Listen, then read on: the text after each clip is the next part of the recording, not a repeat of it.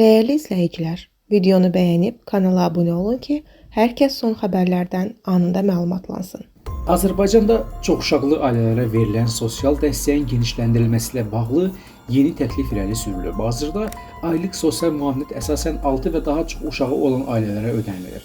Pensiya ilə bağlı müəyyən güzəştləri isə 5 və daha çox uşağı olan ailələrə şamil edilir. Lakin statistik göstəricilər ölkədə çoxuşaqlı ailələrin sayının getdikcə azaldığını göstərir. Bu, əsasən yaşayış xərclərinin artması ilə əlaqələndirilir. Eyni zamanda, ərzaq və digər gündəlik tələbat məhsullarının bahalaşması səbəbindən indiki dövrdə uşaqlara baxmaq əvvəlki illərlə müqayisədə daha çətinləşib. Milli Məclisin İqtisadi Siyasət, Sənaye və Sahibkarlıq Komitəsinin üzvü Vüqar Bayramov bu səbəbdən sosial dəstəyin əhatə dairəsinin genişləndirilməsini təklif edir. Təşəbbüsə əsasən, çoxuşaqlı ailə statusunun mərhələli şəkildə 3 və daha çox uşağı olan ailələrə də şamil edilməsi nəzərdə tutulur.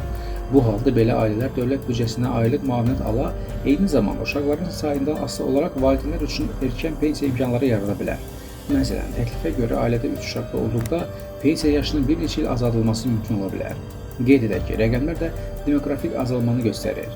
2015-ci ildə Azərbaycanda 160 mindən çox uşaq dünyaya gəldiyi halda, 2025-ci ildə bu göstərici 100 minin altına düşüb. Beynəlxalq təcrübədə isə ailə siyasətində uşaqların sayı əsas meyarlardan biri hesab olunur. Avropa ölkələrində sosial dəstək mexanizmləri geniş tətbiq edilir. Ödənişlər artıq ikinci uşaqdan başlayaraq verilir.